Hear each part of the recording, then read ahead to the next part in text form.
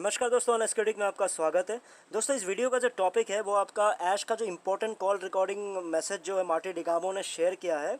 तो उसको शेयर करने के बाद से हमारे इंडिया में उसका वायरल मचा हुआ है, बवाल मचा हुआ है। मतलब तो सारे कॉपी ट्यूबर्स यूट्यूबर्स ने बहुत इंपॉर्टेंट बोल के बहुत सारे वीडियोज़ बना डाले हैं। उस वजह से कुछ जो मेरे व्यूवर्स थे उन्होंने भी मैसेज करके मुझे बोला कि भैया बता दो कि इसमें एग्जैक्टली बोला क्या है, कि आपको क्या लगता है। तो उसके लिए फिर मैंने क्या किया, फिर उन लोगों के वीडियोज़ को पहले चेक किया कि उन्होंने क्या बोला।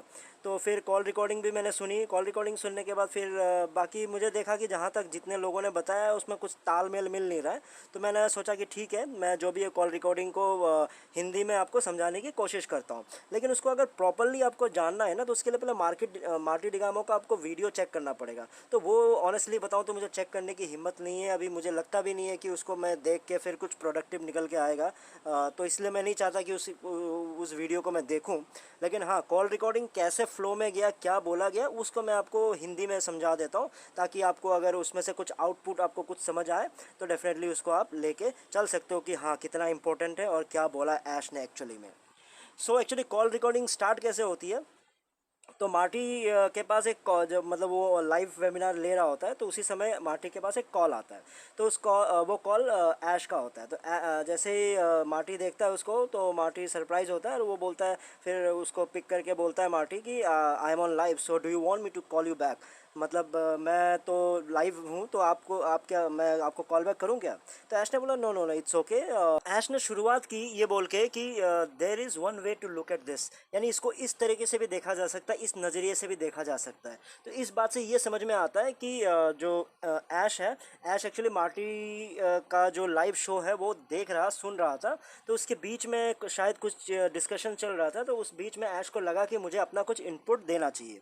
तो उस वजह से तो उन्होंने कॉल करके ये चीज़ें बतानी शुरू की है। ऐश ने ये कहा कि हर कोई ऑन पैसिव का प्रोडक्ट यूज़ करेगा।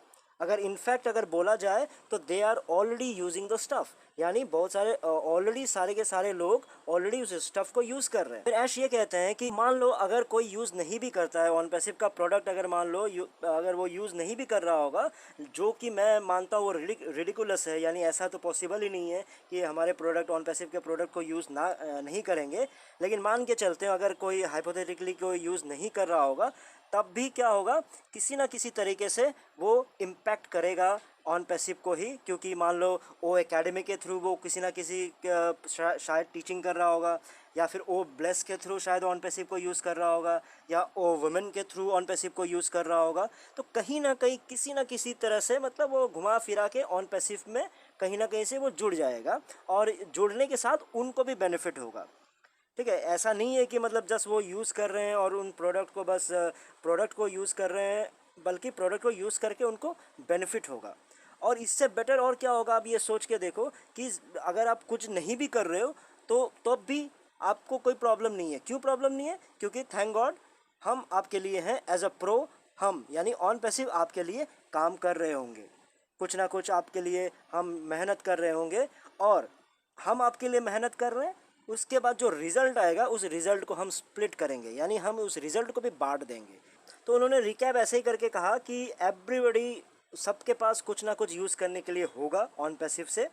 और और बोला जाए तो ऑलरेडी वो सारे 5 बिलियन इंटरनेट यूज़र है ना। जब 5 बिलियन इंटरनेट यूज़र है तो इंटरनेट तो यूज़ कर रहा है। जब इंटरनेट यूज़ कर रहा है तो किसी ना किसी कंपनी का, किसी ना किसी ब्रांड का कर रहा होगा। तो ऑब्वियस सी बात है कि वो ऑन पैसिव में किसी ना किसी तरह से वो जुड़ जाएंगे, और किसी ना किसी तरह से उनको भी प्रॉफिट होगा और कंपनी को भी प्रॉफिट होगा, और जो प्रॉफिट होगा हमेशा वो स्प्लिट होगा। बेस्ट पार्ट ये है कि अगर वो काम करे ना करे, लेकिन ऑन पैसिव उनके लिए काम कर रहा होगा। तो ऐसी बातें जब बोल रहे थे, उसी समय बोलते बोलते पीछे से शायद उनके बच्चे थोड़ा हल्ला गुल्ला शोर शराबा शरारत कर रहे थे, तो होंगे मतलब हल्ला गुल्ला चल रहा था। तो उसी बीच में ऐश ने कहा कि ठीक है, मैं यहीं पे रख रहा हूँ, और बाकी मैं लाइव तो नहीं हूँ। थोड़ा सा ऐसे जस्ट मजाक किया उन्होंने कि मैं लाइव तो नहीं हूँ। तो मारुति ने कहा कि हाँ आप लाइव हो। तब बोलता अरे यार बताना चाहिए था मुझे।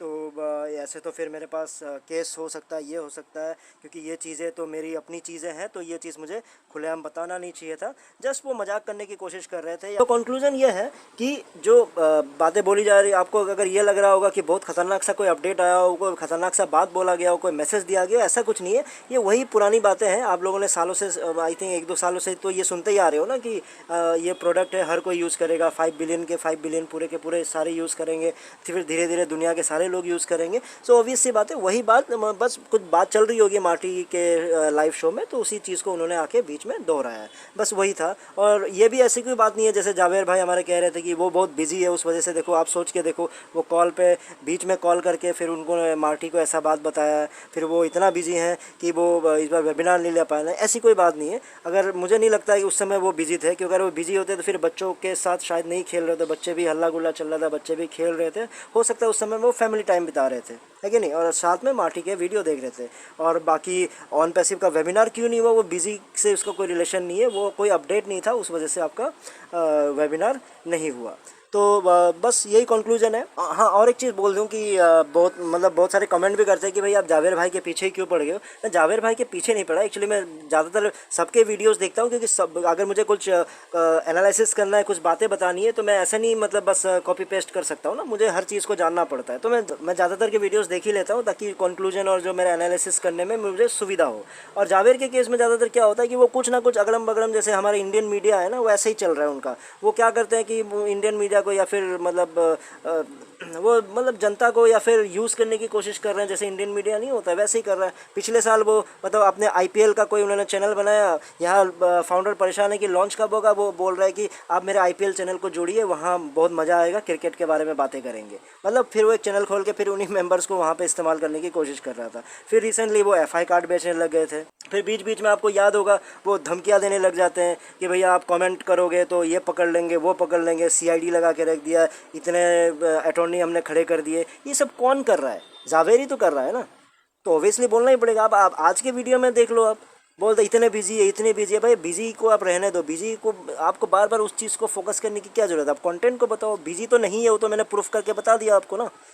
तो यही चीज़ है। तो मैं उसके पीछे नहीं पड़ा, मैं उसके कंटेंट के पीछे पड़ा। अगर वो कुछ ऐसी बातें करता है तो मैं डेफिनेटली फिर से वो बातें निकालूंगा। ठीक है दोस्तों, फिर इस वीडियो में इतना ही था। फिर नए वीडियो में नए टॉपिक के साथ आऊँगा, तब तक के लिए टेक केयर, बाय बाय।